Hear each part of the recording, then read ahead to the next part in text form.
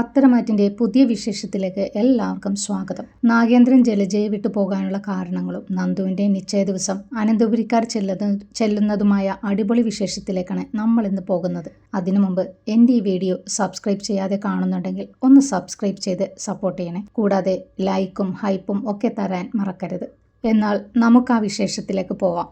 അങ്ങനെ നിശ്ചയ ദിവസത്തിന് മുമ്പ് നന്ദുവിനെ നവീൻ ഒന്ന് കാണണമെന്ന് പറയുകയാണ്. ഒരു കാര്യം ചെയ്യാം നന്ദു, നമുക്ക് ഏതെങ്കിലും ഒരു റെസ്റ്റോറൻറ്റിൽ വെച്ച് കാണാം എന്ന് നവീൻ പറയുമ്പോൾ നന്ദു കഴിവതും ഒഴിഞ്ഞു മാറാൻ നോക്കുകയാണ്ടോ. അതല്ല നന്ദു, എനിക്കൊന്ന് കണ്ട് സംസാരിക്കാനുണ്ട്, അധിക സമയം വേണ്ടി വരില്ല, അതുകൊണ്ട് തിരക്കൊക്കെ ഒന്ന് മാറ്റി വെച്ചിട്ട് വാ എന്ന് പറയുകയാണ്. മുമ്പായിരുന്നെങ്കിൽ നവീൻ വിളിക്കുമ്പോൾ തന്നെ നന്ദു ഓടിച്ചെല്ലുമായിരുന്നു. പക്ഷേ നവീൻ്റെ ഉള്ളിൽ തന്നോട് ഇത്തരത്തിലൊരു ഇഷ്ടമായിരുന്നു എന്നറിഞ്ഞതോടെ അവൾക്ക് അവൻ്റെ കൂടെ ചെലവഴിക്കാൻ താല്പര്യമില്ലാതായി. എടി ഞാൻ എത്തിക്കോളാം നവീനേട്ടാ എന്ന് പറഞ്ഞ് നന്ദു കോൾ കട്ട് ചെയ്യും. അങ്ങനെ നന്ദുവും നവീനും റെസ്റ്റോറൻറ്റിൽ വെച്ച് കാണുകയാണ് കേട്ടോ. എന്താ നവീനേട്ടാ, എന്തോ പറയാനുണ്ടെന്ന് പറഞ്ഞിട്ട് ഒന്നും പറയാത്തതെന്താ എന്ന് നന്ദു ചോദിക്കുന്നുണ്ട്. എത്രയും പെട്ടെന്ന് അവിടെ നിന്നും ഓടിപ്പോവാനാണ് നന്ദുവിന് തോന്നുന്നത്. അല്ല, അന്ന് പെണ്ണുകാണൽ ചടങ്ങിൽ നന്ദുവിനോടൊന്നും സംസാരിക്കാൻ പറ്റിയില്ലല്ലോ. അറ്റ്ലീസ്റ്റ് എന്നെ ഇഷ്ടമാണോ എന്ന് പോലും ചോദിച്ചില്ല. നന്ദു ആകെ പെട്ട അവസ്ഥയിലാവുകയാണ്. നവീനേട്ടൻ ഇപ്പോൾ അങ്ങനെ ചോദിച്ചാലും മനസ്സോടെ തനിക്ക് ഇഷ്ടമാണെന്ന് പറയാനേ പറ്റൂ. അല്ലാതെ തൻ്റെ മനസ്സിൽ അനിയോടുള്ള ഇഷ്ടമാണെന്ന് പറയാൻ പറ്റില്ലല്ലോ. പറഞ്ഞാൽ എല്ലാവരും ഇത് നവീനേട്ടനിൽ നിന്നും അറിയും. പിന്നെ താൻ അവന്തികയുടെ വിവാഹം മുടക്കാൻ ചെയ്തതാണെന്ന് എല്ലാവരും പറയും. അതുകൊണ്ട് തന്നെ നന്ദു നവീനോട് ഇഷ്ടമാണെന്ന് തന്നെ പറയുകയാട്ടോ. അങ്ങനെ ജ്യൂസൊക്കെ കുടിച്ച് അവർ പിരിയുകയാണ്. പിന്നീട് നന്ദുവിൻ്റെ നിശ്ചയ ദിവസം വന്നെത്തുകയാണ്. അനന്തപുരിയിൽ നിന്നും അനി ഒഴിച്ച് ബാക്കി എല്ലാവരും എത്തിയിട്ടുണ്ട് കേട്ടോ. ചെൽച്ചയ്ക്കും ജാനകിക്കും അഭിക്കും അതുപോലെ തന്നെ അവന്തികയ്ക്കും നന്ദുവിൻ്റെ വിവാഹം നവീനുമായി എത്രയും വേഗം നടക്കണമെന്നാണ് കേട്ടോ ആഗ്രഹം. അതുകൊണ്ട് അവരെല്ലാവരും നല്ല സന്തോഷത്തിലാണ്. അങ്ങനെ നവീനും നവീൻ്റെ കുടുംബക്കാരുമൊക്കെ അവിടെ എത്തുകയാണ് കേട്ടോ. നന്ദുവിനാണെങ്കിൽ ഒരു സന്തോഷവും ഇല്ലാതിരിക്കുകയാണ്. അനിയാണെങ്കിൽ അവളെ ഫോണിൽ വിളിക്കുന്നുണ്ടെങ്കിലും കുറച്ച് ദിവസങ്ങളായി അവൾ അനിയുടെ കോളൊന്നും അറ്റൻഡ് ചെയ്യാറില്ല. പിന്നീട് നവീനുമായുള്ള മോതിരമാറ്റൽ ചടങ്ങ് നടക്കുകയാണ് കേട്ടോ. അപ്പോൾ ദേവയാനി നന്ദുവിനെ 10 പവനോളം തോന്നിക്കുന്ന ഒരു വലിയ ഷോമാല കഴുത്തിലിട്ട് കൊടുക്കുകയാണ്. ഇത് ഞങ്ങളുടെ സന്തോഷത്തിന് നന്ദുവിന് ഇരിക്കട്ടെ എന്ന് പറയുകയാണ്ടോ ദേവയാനി. ഇത് കണ്ട് ജലജ ജാനകിയോട് പറയുന്നുണ്ട്, അതൊരു 10 പവനെങ്കിലും കാണില്ലേ ജാനകി, പിന്നെ അല്ലാതെ. ഓരോരുത്തരുടെ യോഗം. അല്ല, അവന്തിക മോളും ഇതുപോലെ ഒരു ദിവസം ഒരുങ്ങിയല്ലോ. ഒരു പവൻ്റെ സ്വർണ്ണമെങ്കിലും ചേട്ടത്തി എൻ്റെ മോൾക്കിട്ട് കൊടുത്തു. ജാനകി, ചേട്ടത്തിക്ക് ഇപ്പോഴും കൂറ് മരുമകളുടെ വീട്ടുകാരോടൊക്കെയാണ്. സൂക്ഷിച്ചോ, നമ്മുടെ വീട്ടിലെ താക്കോൽ പോലും ആ നയനത്തമ്പുരാട്ടിയുടെ കയ്യിലാണ്. ഇനി എപ്പോഴാണോ ഇവൾ നമ്മളെ അവിടെ നിന്ന് അടിച്ചിറക്കുന്നതെന്നാവോ എന്ന് ജലജ പറയുകയാട്ടോ. അങ്ങനെ നിശ്ചയമൊക്കെ അടിപൊളിയായിട്ട് നടന്നു. അവിടെ വെച്ച് ജാനകിയുടെയും ജലജയുടെയും കുത്തുവാക്കുകൾ കനകയ്ക്കും മക്കൾക്കും കേൾക്കേണ്ടി വന്നിരുന്നു കേട്ടോ. അന്ന് രാത്രി ഒരുപാട് വൈകിയാണ് അനി അനന്തപുരിയിലേക്ക് കയറി ചെല്ലുന്നത്. നന്നായിട്ട് കുടിച്ചിട്ടുണ്ട് കേട്ടോ. അവനെ കാണാത്തതിനാൽ ആദർശും നയനയും അവനെ കാത്തു നിൽക്കുകയായിരുന്നു. എന്താ അനി ഇത്, നീ കുടിയും തുടങ്ങിയോ? ആരെ തോൽപ്പിക്കാനാ നീ ഇങ്ങനെ കുടിക്കുന്നത്? ആരെയും തോൽപ്പിക്കാനും ജയിപ്പിക്കാനും ഒന്നുമല്ലാതെ ചേട്ടാ ഞാൻ കുടിച്ചത്. എൻ്റെ നെഞ്ച് പൊട്ടുന്നത് പോലെ എനിക്ക് തോന്നുന്നു. അതാ നയനക്കും ആദർശനും വല്ലാതാവുകയാണ്ടോ. ആദർശനാണെങ്കിൽ അനിയെ ഇങ്ങനെ കണ്ടിട്ട് സഹിക്കുന്നില്ല. അങ്ങനെ അനിയെ കൊണ്ടുപോയി ആദർശ കിടത്തിയിട്ട് നയനയോട് പറയുകയാണ്ടോ, എടി ഇവൻ്റെ ഈ പോക്ക് കണ്ടിട്ട് എനിക്ക് പേടിയാകുന്നു. എനിക്കും അതെ എന്ന് നയനയും പറയുകയാണ്ടോ. പാവം, അവന് സഹിച്ചു കാണില്ല, അതായിരിക്കും. ഇനി ഇത് മറ്റാരും അറിയണ്ട എന്ന് ആദർശ് പറയുകയാണ്ടോ. അല്ല നയനെ, ഞാൻ ആലോചിക്കുന്നത് നന്ദുവിനെ ഇവനെ കൊണ്ട് തന്നെ കെട്ടിക്കുന്നതല്ലേ നല്ലത്.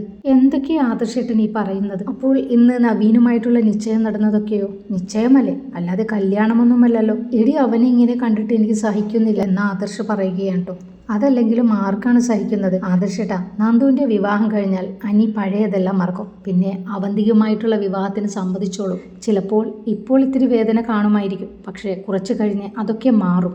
എന്തായാലും നവീൻ അവളെ പൊന്നുപോലെ നോക്കിക്കോളും. ആദർശേട്ടാ വാ, നമുക്ക് കിടക്കാൻ നോക്കാം എന്ന് പറഞ്ഞ് നയന പോവുകയാണ്. ആദർശ് പിന്നെയും കുറച്ചു നേരം എന്തൊക്കെയോ ആലോചിച്ച് അവിടെ നിൽക്കും. പിന്നീട് നവ്യ അബിയോട് ചോദിക്കുകയാണ്, അല്ലടാ അബി, നിന്റെ അമ്മയും അച്ഛനും തമ്മിൽ പിരിയാനുള്ള കാരണം നിനക്കറിയില്ലേ? ഞാൻ എൻ്റെ അച്ഛനെന്ന് പറഞ്ഞ ആളെ കണ്ടിട്ട് പോലുമില്ല, പിന്നെയാണ് പിരിഞ്ഞത്. അല്ല, നിനക്കതറിഞ്ഞിട്ട് ഇപ്പോൾ എന്തിനാ? അല്ല, ഞാൻ ചോദിച്ചെന്നേ ഉള്ളൂ. നിനക്ക് നിന്റെ അമ്മയോട് ചോദിക്കാൻ പാടില്ലേ എന്ന് നവ്യ പറയുകയാണ്. എനിക്കിപ്പോൾ അയാളെക്കുറിച്ച് അറിയണമെന്നില്ല എന്ന് പറഞ്ഞ് അവൻ കിടക്കുകയാട്ടോ. പിന്നീട് ഒരു ദിവസം ജലജ അബിയുടെ പുറകെ അബി കാണാതെ പോവുകയാട്ടോ. കുറച്ച് ദിവസങ്ങളായിട്ട് ഇവൻ ആരെയോ വിളിക്കുന്നുണ്ട്. ഞാൻ ചെല്ലുമ്പോൾ ഇവൻ മാറ്റിക്കളയും, അതെന്താണെന്ന് അറിഞ്ഞിട്ടേ കാര്യമുള്ളൂ എന്ന് വിചാരിച്ച് ജലജ അവന്റെ പുറകെ പോവുകയാണ്. അങ്ങനെ അവൻ നാഗേന്ദ്രനെ കാണുകയും സംസാരിക്കുന്നതുമൊക്കെ ജലജ കാണുകയാട്ടോ. ഇവര് രണ്ടുപേരും കാണാതെ ജലജ തിരിച്ചു പോരൂട്ടോ. അബി വരുമ്പോൾ ജലജ അബിയോട് ചോദിക്കും, അല്ലടാ നീ എവിടെ പോയതാ? ആ ഡേവിഡ് സാറ് കാണണമെന്ന് വിളിച്ചിട്ട് പോയതാ. ഡേവിഡിനെ തന്നെയാണോ അതോ മറ്റു വല്ലവരെയും കാണാൻ പോയതാണോ എന്ന് ജലജ ചോദിക്കുമ്പോൾ അബി പറയും, അതെന്താ അമ്മ അങ്ങനെ ചോദിച്ചത്? ഞാൻ ഡേവിഡ് സാറിനെ അല്ലാതെ മറ്റാരെ കാണാനാ? അല്ല, നിനക്ക് എയിൻ ജ്വല്ലറിയിൽ ജോലി തന്ന ഒരാളുണ്ടല്ലോ, അയാളുടെ അടുത്തേക്ക് പോയതാണോ എന്നാണ് ഞാൻ ചോദിച്ചത്. അയാളെ ഞാൻ എന്തിനാ കാണുന്നത്?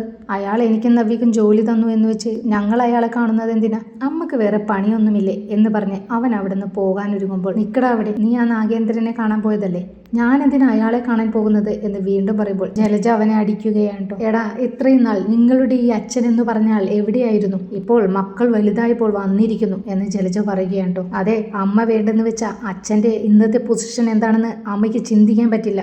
ഇവിടെ മാത്രമല്ല, അങ്ങ് ഗൾഫ് രാജ്യങ്ങളിലും എല്ലാം അച്ഛൻ്റെ ബിസിനസ് പടർന്ന് പന്തലിച്ച് കിടക്കുകയാണ്. ഇവിടെ കിടന്ന് ഈ നരകിക്കുന്നതിന് നല്ലത് അച്ഛൻ്റെ കൂടെ തന്നെ കൂടുന്നതാ നല്ലത്. അമ്മയ്ക്ക് വേണ്ടെങ്കിൽ വേണ്ട, ഞങ്ങൾക്ക് ഞങ്ങളുടെ അച്ഛനെ വേണം. ഞങ്ങൾക്കോ? അത് ആർക്കൊക്കെയാണ്? അപ്പോൾ അവന്തികയും അയാളെ കാണുന്നുണ്ടോ എന്ന് ജലജ ചോദിക്കുമ്പോൾ അബി പറയും, ഏയ്, അവൾക്ക് അച്ഛനെ ഒന്നും അറിയില്ല, ഞാൻ അവളോട് പറഞ്ഞിട്ടില്ല എന്ന് പറയുകയാണ് കേട്ടോ. അപ്പോൾ അവൾക്കോ? നവ്യക്കറിയാമോ?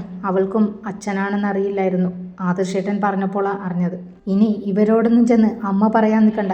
എൻ്റെ ഭാര്യ ആയതുകൊണ്ട് മാത്രമാണ് അവൾക്ക് അവിടെ മോഡലാകാൻ പറ്റിയത്, അല്ലാതെ അവളുടെ റെക്കമെൻഡേഷനിലല്ല ഞാൻ കയറിയത്. എത്രയും പെട്ടെന്ന് നീ ആ ജോലി വേണ്ടെന്ന് വെക്കണം അബി, നിന്റെ ചിലവിനുള്ളത് ഞാൻ തന്നോളാം എന്ന് ജലജ പറയുകയാണ്. എന്തെടുത്ത് തരാനാ? അമ്മയ്ക്ക് ജോലിയുണ്ടോ? ഇവിടെ എന്തെങ്കിലും ഒരു വില അമ്മയ്ക്കോ എനിക്കോ ഉണ്ടോ? എന്തായാലും ഞാൻ അച്ഛൻ്റെ കൂടെ നിൽക്കും. അമ്മക്ക് വരണമെങ്കിൽ വരാം, അതൊക്കെ അമ്മയുടെ ഇഷ്ടം എന്ന് പറഞ്ഞ് അബി പോവുകയാണ്ടോ. ജലജയ്ക്ക് ആകെ പേടിയാവുകയാണ്. പിന്നീട് നവ്യ പറഞ്ഞതനുസരിച്ച് നവ്യയുടെ കൂട്ടുകാരത്തി അവന്തികയുടെയും നാഗേന്ദ്രൻ്റെയും ഒന്നിച്ചുള്ള ഫോട്ടോ എടുത്ത് അവൾക്ക് വാട്സപ്പ് ചെയ്യുകയാണ്. ഇത് കണ്ട് നവ്യ ഞെട്ടിപ്പോവുകയാണ്ടോ. വെറുതെയല്ല അനി വേണ്ടെന്ന് പറഞ്ഞിട്ടും അനിയുടെ പുറകെ കടിച്ചു തൂങ്ങിക്കിടക്കുന്നത്. ഇതൊക്കെ അബിയുടെയും അവളുടെ അച്ഛൻ്റെയും പണിയായിരിക്കുമെന്ന് നവ്യ ആലോചിക്കുകയാണ്ടോ. എന്ന് രാത്രി ഒരുപാട് വൈകിയാണ് അനി വീട്ടിൽ വന്ന് കയറുന്നത്. അവന് നന്ദുവിനെ അത്രയ്ക്ക് ഇഷ്ടമാണ്. എത്രയും പെട്ടെന്ന് ഇത് നയനയെ കാണിക്കണം. അനിയും അവന്തികയുമായിട്ടുള്ള വിവാഹം നടക്കരുത്. പിറ്റേന്ന് രാവിലെ നയനയെ കണ്ട് നടന്ന കാര്യങ്ങളെല്ലാം നവ്യ പറയുകയാണ് കേട്ടോ. ആ വീഡിയോയും കാണിച്ചു കൊടുക്കും. നയനെ, നീ ഇത് എത്രയും പെട്ടെന്ന് ആദർശിനോട് പറയണം.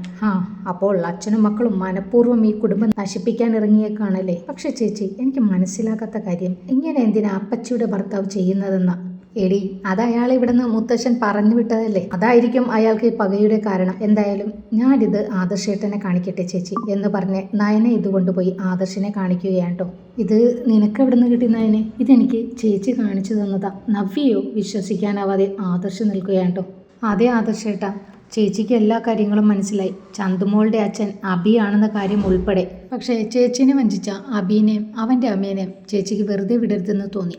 അല്ല ആദർശേട്ടാ, അബിയുടെ അച്ഛനെ ഈ കുടുംബത്തോട് ഇത്രയും വൈരാഗ്യം തോന്നാൻ കാരണം എന്തായിരിക്കും? അപ്പച്ചിയുടെ ഭർത്താവിനെ എനിക്ക് കണ്ടതായിട്ട് പോലും ഓർമ്മയില്ല നയനെ. അന്ന് ഞാൻ തീരെ ചെറുപ്പമല്ലേ. എന്താ കാരണമെന്ന് ആരോടും ചോദിച്ചിട്ട് പറയുന്നില്ലല്ലോ. അതെന്താണെന്ന് കണ്ടെത്തണം ആദർശേട്ടാ, ഇല്ലെങ്കിൽ അവരുടെ ഭാഗത്തുനിന്ന് ഇനിയും ചതി തുടരും. ആദർശേട്ടന് മുത്തശ്ശനോടൊന്ന് ചോദിച്ചു നോക്കാൻ പാടില്ലേ? അങ്ങനെ ആദർശ് ആ വീഡിയോ കാണിക്കാതെ തന്നെ മുത്തശ്ശനോട് നാഗേന്ദ്രനെ കുറിച്ച് ചോദിക്കുകയാണ് കേട്ടോ. അതൊക്കെ ഞാൻ സമയമാകുമ്പോൾ പറഞ്ഞു തരാമെന്ന് മുത്തശ്ശൻ പറയുകയാണ്. അത് കേൾക്കുമ്പോൾ ആദർശ് ആ വീഡിയോ കാണിക്കുകയാണ് കേട്ടോ. അങ്ങനെ അവന്തികയ്ക്കും അബിക്കും നാഗേന്ദ്രനുമായി ബന്ധമുണ്ടെന്ന് മുത്തശ്ശനും അവിടെയുള്ള എല്ലാവരും അറിയുകയാണ്. രണ്ടാളും ഇവിടെ നിന്ന് ഇറങ്ങിക്കൊള്ളണമെന്ന് മുത്തശ്ശൻ പറയുകയാണ് കേട്ടോ. ഇത് കേട്ട് ജലജയ്ക്ക് പേടിയാവുകയാണ്. കാരണം ഇവിടെ നിന്ന് ഇവരെ ഇറക്കി വിട്ടാൽ പിന്നെ അയാൾ തൻ്റെ മക്കളെ പ്രൊട്ടക്റ്റ് ചെയ്യും. പിന്നെ എൻ്റെ മക്കൾ എന്നിൽ നിന്നും അകന്നു പോകും. അച്ഛാ, അവരെ ഇറക്കി വിട്ടാൽ അവരെങ്ങോട്ട് പോകാനാണ്? അവരുടെ അച്ഛനെന്ന് പറഞ്ഞവനില്ലേ, അവൻ്റെ അടുത്തേക്ക് പൊക്കോളും. അവരുടെ അച്ഛനെ അന്ന് ഇവിടെ നിന്നും പറഞ്ഞയച്ചില്ലായിരുന്നെങ്കിൽ ഇന്നും എൻ്റെ മക്കൾക്ക് അച്ഛനുണ്ടാവുമായിരുന്നു, എനിക്ക് ഭർത്താവ് എന്ന് ജലജ പറയുകയാണ്ടോ. അച്ഛൻ ഓർക്കുന്നുണ്ടോ ആ മനുഷ്യൻ അച്ഛൻ്റെ അടുത്ത് വന്ന് റിക്വസ്റ്റ് ചെയ്ത ദിവസം? എടി, ഞാൻ ഇന്നും ഓർക്കുന്നു നാഗേന്ദ്രൻ എന്നെ കാണാൻ വന്ന ദിവസം. പിന്നീട് ആ ഫ്ലാഷ് ബാക്ക് കാണിക്കുകയാണ്ടോ. ഒരു ദിവസം നാഗേന്ദ്രനും ജലജയും മൂർത്തി മുത്തശ്ശൻ്റെയും മുത്തശ്ശിയുടെ അടുത്ത് ചെന്ന് പറയുകയാണ്ടോ, അച്ഛാ, എനിക്കറിയാം നിങ്ങൾക്ക് എന്നെ ഇഷ്ടമല്ലെന്ന്, എന്നിട്ടും എനിക്ക് നിങ്ങളുടെ മകളെ വിവാഹം ചെയ്തു തന്നു. അതുകൊണ്ട് എനിക്ക് അച്ഛനോടും അമ്മയോടും എന്നും ബഹുമാനം മാത്രമേ ഉള്ളൂ. ഇവളച്ഛനോട് പറഞ്ഞു കാണുമല്ലോ എനിക്കൊരു മ്യൂസിക് സ്റ്റുഡിയോ സെറ്റപ്പ് ഉണ്ടാക്കണമെന്ന്. അതെൻ്റെ സ്വപ്നവുമാണ്.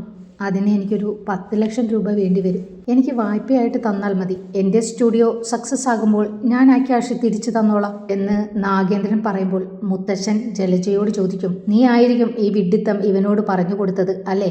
നാഗേന്ദ്ര, ഞാൻ എൻ്റെ മോളെയാണ് നിന്നെ നോക്കാൻ ഏൽപ്പിച്ചത്. നീ ഇപ്പോൾ പറയുന്നത് നിന്നെയും കൂടി ഞങ്ങൾ നോക്കണമെന്നാണല്ലോ.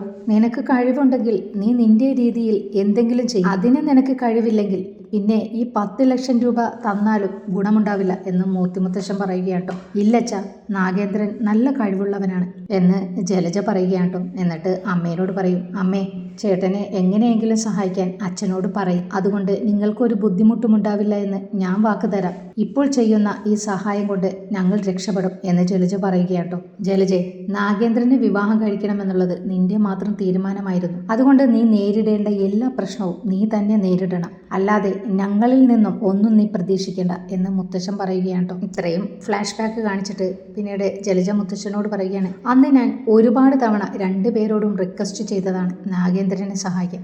അയാൾ നിങ്ങളുടെ മരുമകനായിരുന്നില്ലേ? ഞങ്ങളെ സഹായിച്ചാൽ അന്ന് നിങ്ങൾക്ക് ഒന്നും നഷ്ടപ്പെടാനില്ലായിരുന്നു. എന്നിട്ട് ഇപ്പോൾ എന്തായി? അവൻ നല്ല കാശുകാരനായി തിരികെ വന്നില്ലേ? നിങ്ങൾ 2 പേരും അന്ന് നാഗേന്ദ്രനെ വിശ്വസിച്ചിരുന്നെങ്കിൽ അയാൾ ഇന്ന് ഞങ്ങളുടെ കൂടെ ഉണ്ടാകുമായിരുന്നു. എൻ്റെ മക്കൾക്ക് അച്ഛനെയും നഷ്ടപ്പെടില്ലായിരുന്നു എന്ന് ജലജ പറയുകയാട്ടോ. ഒരു കുടുംബം എനിക്കുണ്ടായേനെ, എനിക്ക് സമൂഹത്തിൽ ഒരു വിലയുണ്ടായേനെ. എന്തൊക്കെ പറഞ്ഞാലും നിങ്ങൾ നിങ്ങളുടെ മകളെ കൺസിഡർ ചെയ്തു, പക്ഷേ അവളുടെ സന്തോഷത്തെയല്ല. ഞാൻ തെറ്റ് ചെയ്തു നിങ്ങൾ കാരണം. ജലജയെ, നീ തെറ്റ് ചെയ്തിട്ട് അത് നീ ഞങ്ങളെ കുറ്റം പറയണ്ട. നിന്റെ തെറ്റിനെ നീ മറ്റുള്ളവരെയാണ് കുറ്റപ്പെടുത്തുന്നത്. നീ അവനുമായി നല്ല രീതിക്കാണോ ജീവിച്ചിരുന്നത്? നിനക്ക് അവനുമായി നല്ലൊരു ബോണ്ട് ഉണ്ടായിരുന്നെങ്കിൽ നീ അവനെ ഒഴിവാക്കില്ലായിരുന്നു. നീ നിന്റെ ലക്ഷറി ജീവിതത്തിനാണ് വില കൽപ്പിച്ചത്. നിന്റെ ലൈഫ് ഇങ്ങനെയൊക്കെ ആകാനുള്ളതായിരുന്നു. അത് നീ മാത്രമാണ് കാരണം ജലജ. നീ ഒരിക്കലും റിലേഷൻഷിപ്പിനെ വില കൽപ്പിച്ചിട്ടില്ല. ഇങ്ങനെ മുത്തശ്ശൻ പറയുമ്പോൾ ജലജ വീണ്ടും ഫ്ലാഷ് ബാക്ക് ഓർക്കുകയാണ്ടോ. നാഗേന്ദ്രൻ ജലജയോട് ചോദിക്കുകയാണ്ടോ, നീ എന്താ ജലജ ഇങ്ങനെ? നമ്മുടെ ഫിനാൻഷ്യൽ കണ്ടീഷൻ നിനക്കറിയാവുന്നതല്ലേ? നിന്റെ അച്ഛൻ രാജകുമാരിയെ പോലെയായിരിക്കും നിന്നെ നോക്കിയത്. ഞാൻ ഒരിക്കലും നിന്റെ ആഗ്രഹത്തിന് തടസ്സം നിൽക്കാൻ ആഗ്രഹിക്കുന്നു.